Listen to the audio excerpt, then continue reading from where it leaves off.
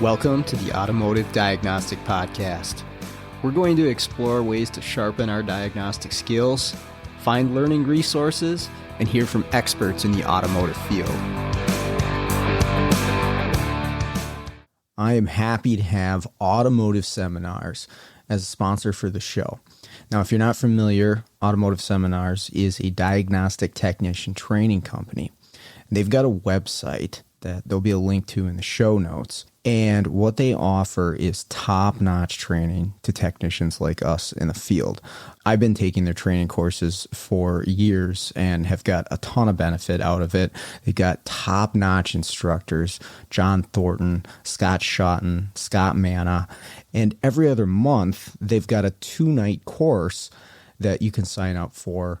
Join in, ask questions, and afterwards, you've paid for the course, you can access a recorded version whenever you want. You can rewatch the class 2 years later in case you wanted some details on it. And that is a fantastic feature. So make sure to check out the website to see what courses they have available and what's coming up in the future. This podcast is brought to you by Jarhead Diagnostics. Jarhead Diagnostics manufactures in-house diagnostic equipment and storage solutions, as well as distributes for companies like Pico, ATS, and TopDon. One of my favorite tools that I've bought from Brandon and Jarhead Diag is the case for the U-Scope. If you don't have a U-Scope, you probably should, but if you have one, you got to get one of these 3D printed cases, has a magnet on it, has a full-size BNC lead that you can connect to, and it gets rid of the weak point of that scope, which is the mini BNC connection, which is pretty fragile. This case makes this thing nice and secure and makes it an even better tool than it was.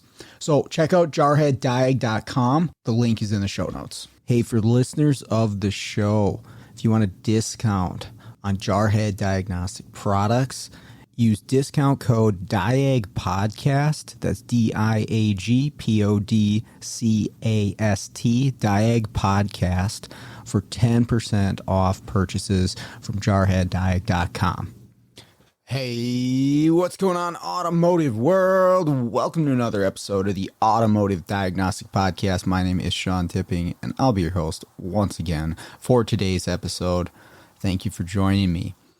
Today on the show, I want to share a diagnosis with you on a 2020 Ford Fusion that wouldn't start and would not key up.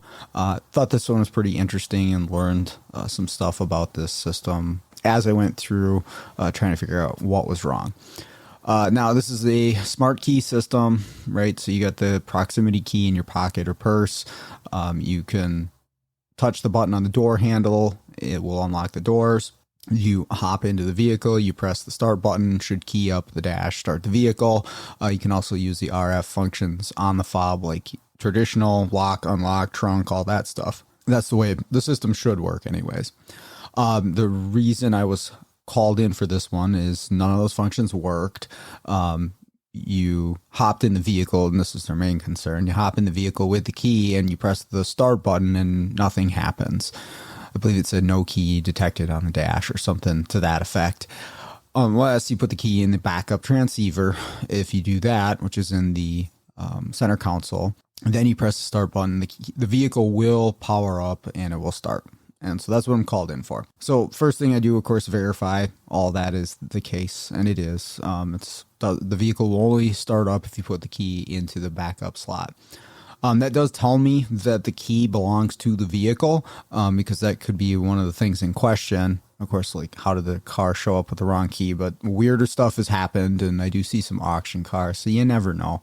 But the key obviously belongs to the vehicle, has been programmed to the vehicle because it works in the emergency slot transceiver. And so the next quick check I want to make, and I did this honestly before I even scanned the vehicle for codes or anything like that. I just want to see two main things, and I'm going to use a tool that I've talked about a lot with doing the proximity testing. It's the diagnostic box tool.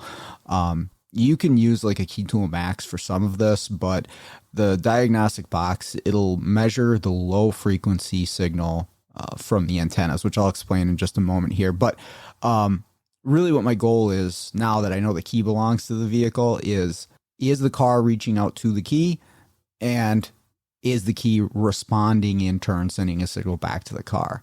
And I'll explain the system in just a moment here, but that's the check I kind of want to make, give myself some direction before I even plug into the car with the scan tool. Now you can make the argument, okay, do the pre-scan first and you'll have some information, but this is literally like 60 seconds of testing before I hook up my scan tool and get going with the real diagnostic. Just give me an idea. So I do this, I got my diagnostic box tester, I'm in the vehicle, I've got the key, I press the start button, and what I'm looking for is low frequency antennas around 125 kilohertz in the car. There's four of them total. I think there's a center one, a rear one, and then they count the 2 door handles. But we're looking at the antennas on the interior of the vehicle.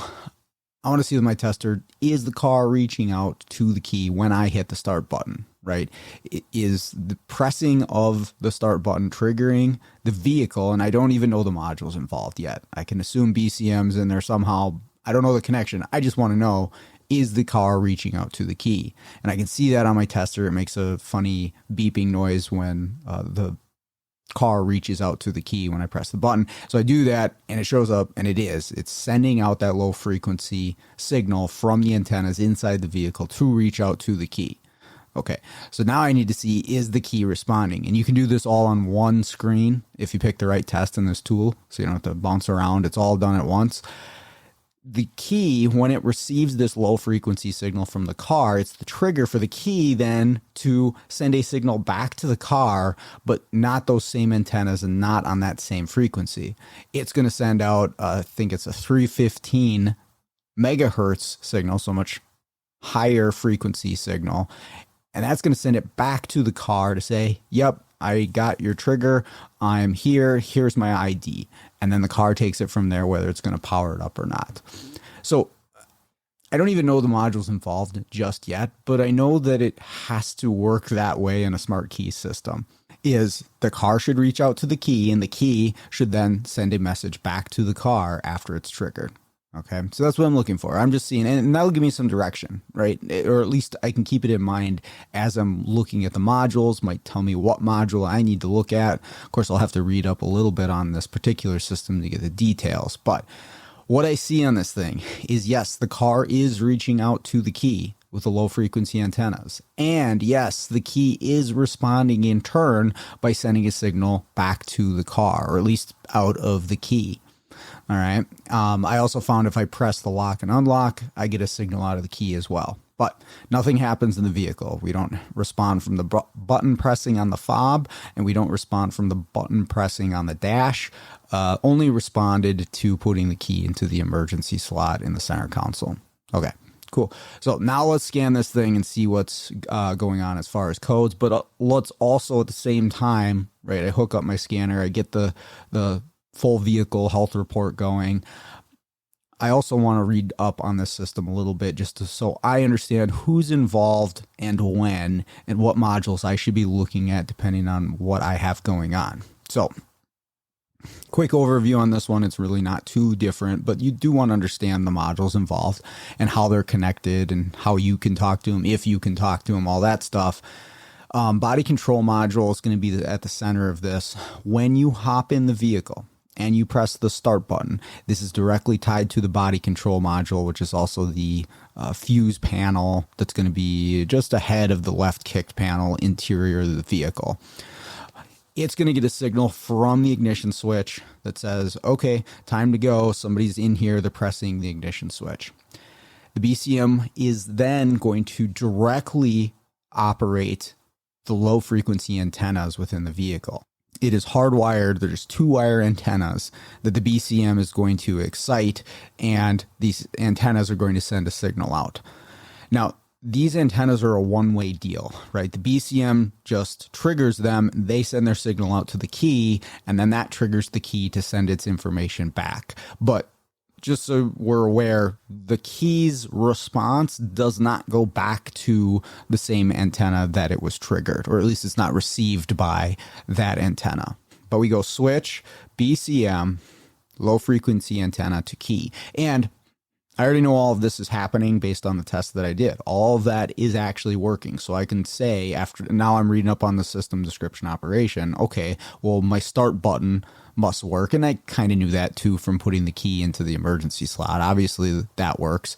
My BCM is doing what it's supposed to as far as triggering the key, right? Because we have a signal picked up on our device and it's recognized by the key outputting a signal. And I mean, that's something too. If you didn't have the tester for the low frequency antennas, there's a Pico adapter too. But if you didn't have one, you could just measure the output of the key on a megahertz frequency, whatever it is, 433, 315, 900 something, whatever it is. You could measure the response of that key that way and say, okay, every time I hit the button on the dash, the key sends out a signal. It is probably working, right? Not conclusive test, but it's pretty close. Anyways, now I want to understand, where is that information from that key going? Because all of that's happening. In this particular 2020 Fusion, the signal that comes out of the key is going to go to the radio transceiver module.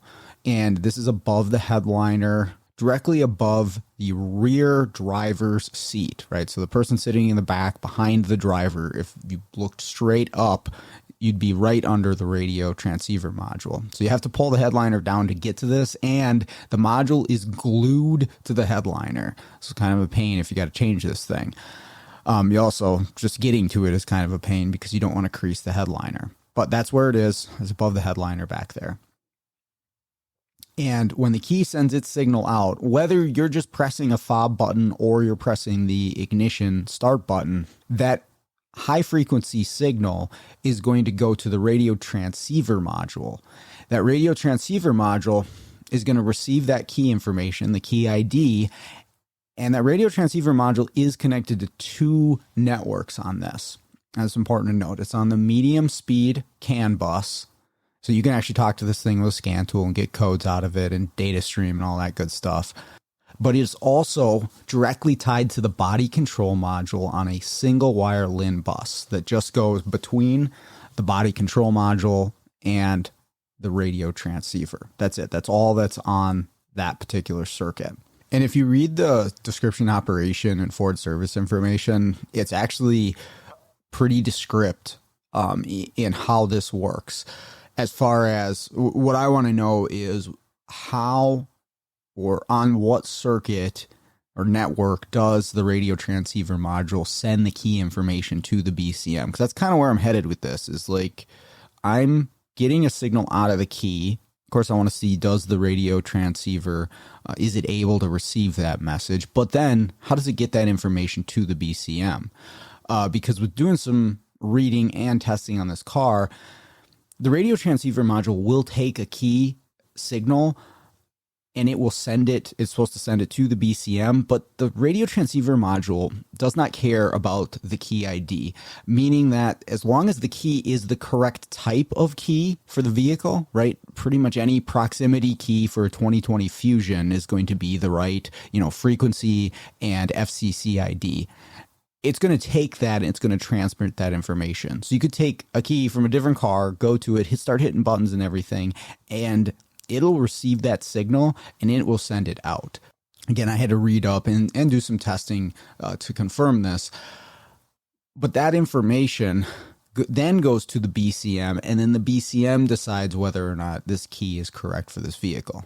Now, again, going back to it, I'm pretty sure that the key is correct for the vehicle, but I also want to know how all of this works together. But the radio transceiver module is just there to take key signal from one that does belong to the vehicle, and then it sends it along. I want to know how, though. And if you do some reading, the LIN bus, the single wire that is between the radio transceiver module and the body control module, that's where the information of the key ID is sent, right? So the radio transceiver module is on the medium speed CAN. The key information is not output onto the medium speed CAN from the radio transceiver module. It's only going to be fed through this LIN bus to the body control module. All right. And then the body control module decides from there, okay, is this the right key? And it moves forward with the process. Cool. So before I even scan this thing, I have an idea of maybe where I'm going, right? I got to look at this radio transceiver module. I got to see if it's, seeing a key is present in the vehicle. And if it is, now I've got to look at the connection between the body control module and the radio transceiver module. All right. So full scan, there are 2 relevant codes to what I'm looking at. And I did have to actually get the vehicle started to do a full vehicle scan, right? With the key off, you have limited modules that you can communicate. I wanted the whole picture, so I started the vehicle with a key in the backup slot. And in the body control module, there's a U code for missing message from the radio transceiver module. And in the radio transceiver module, which I can talk to, which is a plus here, there's a code for missing communication with the body control module. Okay, if you look at the details of each of these codes, again, they kind of lead you in the direction of looking at the LIN bus rather than the other networks, right? Because if we have a U code, well, what module, what network are we referring to here? In this case, it's that dedicated communication LIN bus between the 2 modules. And that's where I'm looking. The other thing I saw once I was in there with the scan tool, I can go into the radio transceiver module. I can start hitting buttons on the key, lock, unlock, and I can see that the module is receiving that information. You can see that there's a response from that module. So it is actually able to pick up that the key is there, but for some reason or another, that information does not seem to be getting to the body control module. Okay, now this is where things got a little bit tricky, kind of hung me up here, but that's kind of why I wanted to share it, is explain the details of what I found and help you to be more prepared if you run into one of these systems. At least you'll have an idea how this is set up. So I have to decide where I want to start my testing. Really, I'm zeroed in on this LIN bus between the 2 modules. I decided the BCM was the easier place to start here because although it's kind of buried up under the driver's side of the dash, I can get to this easier than pulling the headliner down. So that's where I'm going to start. So I go to the body control module and I find the connector and I tie into the LIN bus right at the body control module. And I'm using my U-scope here, and what I find on this wire is there's a 12-volt bias here. And when I first plugged into it, I didn't really see any activity. It was just a flat 12 volts. Now, maybe it's shorter than 12 volts, I don't know. Let's play around with the car here and see, can we get some communication on this wire? What I ended up finding out was when you press the start button on the dash, you would actually see some communication happen on this LIN bus coming right out of the BCM. So it would appear to me that something is happening, and I can't be 100% sure, but it seems as though the body control module is reaching out on the LIN bus at this point. But maybe not. Maybe it's the radio transceiver module sending some info. I don't know what it says, but I see information on this LIN bus here when I press the start button. Okay, so it appears to be intact, but is it making it all the way up to the radio transceiver module? I don't know. I did find this, though. When I pressed a button on the key, like a lock, unlock, I didn't see any activity on this circuit, which would lead me to believe that either the radio transceiver module is not sending a message out, or it is and it's just not getting to that side of the circuit at the BCM. So at this point, I pretty much have to go to the radio transceiver module above the headliner. So I talked to the shop about this because honestly, I don't want to risk creasing this thing. Not that I couldn't pull the headliner down enough to get to this thing, but I told them, hey, I got to get up there. I'll let you guys handle that. I don't want to buy a headliner or install a headliner. That doesn't sound like any fun. So they get this down enough for me to get to it. And it is not an easy thing to get to because they couldn't fully, I said they couldn't. They didn't fully pull the headliner down, which I don't blame them. It's a lot of work. They got it down enough so you could get your hand up there. And of course the connectors on the inner portion of the module, but I was able to get to the connector, and what I did was I unplugged it, brought it over to where I was, got a back probe where I needed or wanted it to be, and then I'd plug it back in so that I could do some testing on this thing. And it's not easy to get to, but you can get your hand around there and you can get to the connector. So again, I'm really interested in the LIN bus on this, and I want to see what's going on. So I tie into the LIN bus right at the radio transceiver module. And at first I did the same thing as before. I hit the start button on the dash. Now, when I do this, I actually do see some activity on the circuit. Now, I'm using my U-scope, and there was no way for me to tell in the moment whether the activity on the network was the same activity that I was seeing down at the BCM, but I did see some talking going on when I was measuring the LIN bus at the BCM, and I see some data packets, some talking going on at the radio transceiver module as well. So to me in the moment, it looks like, okay, circuit's intact on both ends. But the other thing I did was hitting buttons on the key itself. And I mentioned down at the BCM, and I had to go back to confirm this because it was a little bit of learning as I went to see how the network was reacting to different things happening on the car. But when I would hit the button on the key to unlock or lock, I did see activity at the radio transceiver module. I did not see that same activity. I didn't see any activity at the BCM, but I did for the start button. So I'm trying to put all this together here. Of course, the thing in my mind is, well, maybe there's an open, but I was just trying to see, are things happening on both ends? And it seems like, at least for the key function for lock unlock, I don't see that at the BCM. But I do have my 12 volt bias and data activity on both sides. And my question is there one module outputting the bias, or do both modules output the bias? I don't know that, and that's not in service information that I could find either. So the easiest thing to do here, and this is what I did, is just jump the wire from one end to another, right? If there's any possibility that there is an open here, which I think there might be based on what I'm seeing and what I'm experiencing and the codes that are present, just jump the wire from one end to another. And so I do that. I jump the LIN bus at the BCM all the way up to the radio transceiver. And as soon as I do that, the vehicle powers up normally when you hit the key. The RF functions work when you hit the lock and unlock. And the activity on that network is there on both sides. Meaning when I hit the start button, I get activity and actually get a little bit more activity than I had before, because what's happening is the BCM is sending a signal out to the radio transceiver, and it's actually getting data back about the key.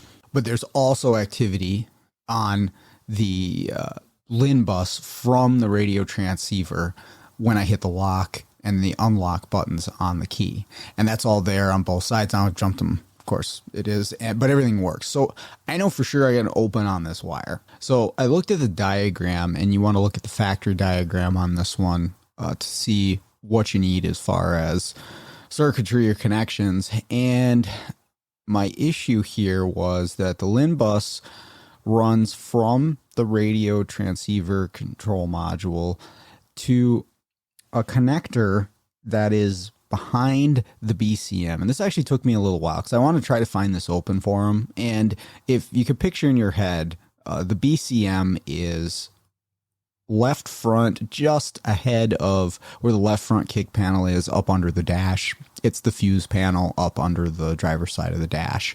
And the radio transceiver module is above the headliner, above where the driver's rear passenger would be. And so, the modules are maybe 4 feet from each other, and one would think that the harness would just run along the driver's side of the headliner, come down the driver's side A-pillar, and then the BCM's right there. And there's a harness that goes that way, but it wasn't quite that easy because I did that visual inspection. I kind of followed the harness underneath the headliner, down the A-pillar, and then it goes into the dash there. And I didn't see anything, but I looked. There's 2 different connectors between those 2 modules as far as the LIN bus is concerned. There's one connector that's up behind the dash on the driver's side. It's actually behind the BCM, not plugged into the BCM, but behind it. And then it goes to another connector, which I had to search for the location, which is underneath the center console of the vehicle.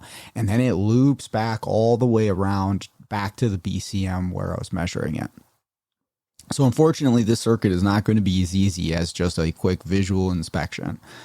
And the fact that it loops all the way through the center console to a connector and then back around up under the dash back to the BCM means we got a lot of wire to cover as far as finding an open.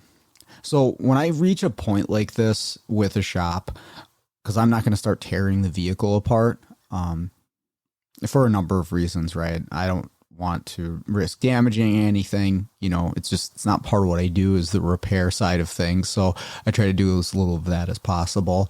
Also, it's time consuming and I don't really have that built into my day here. I would obviously charge more if they wanted me to do that, but I usually just kind of put it in the ball back in the shop's court at this point. And most of the time, everybody's okay with that. They just want some direction. What am I looking for? What's broken? Why is this, acting the way it is? And I can say, hey, your open wire somewhere within here. You guys just have to tear it apart and see what you can find. And also giving them the option of if they want to overlay it, they can do that, right? Meaning they just run a new wire and not worry about finding the broken wire. Now, of course, when I was a tech, I wanted to find the broken wire because my thought process is there's probably going to be more than one broken wire, right? If the harness is rubbing on something or it's pinched or something like that, there could be more damage yet to come for other circuits that hasn't presented itself yet. And if you just overlay the wire, well, you could have more issues later. Again, I like putting that in the shop's court and let them make that decision for them and their customer, right? My job is to tell them what's wrong and I'll get them as close as they can and then let them decide. And what they decide to do is overlay a wire. Fine. I don't care. It'll work. It's just whether there'll be more issues in the future from wherever that wire is actually broken. So I didn't get to find out exactly where this LIN bus wire was broken, but jumping it from one side to another fixed all the issues that they were having, and it brought the key information to the body control module from the radio transceiver, which is what we needed. So that's all I've got for this one today. Hopefully that was interesting. Hopefully it helps you out if you're dealing with any of these proximity key system issues. They're not too terribly complicated if you take the time to understand them. You have some testing equipment and then you understand the basic systems. But also, this is a 2020. It's a pretty new car. It's working the same as stuff that we saw 10 years prior too. So we can make this stuff happen. We can figure out what's wrong. It's not too big of an issue. But with that all out of the way, I just want to thank everybody for listening. Let's get out there, start fixing the world one car at a time.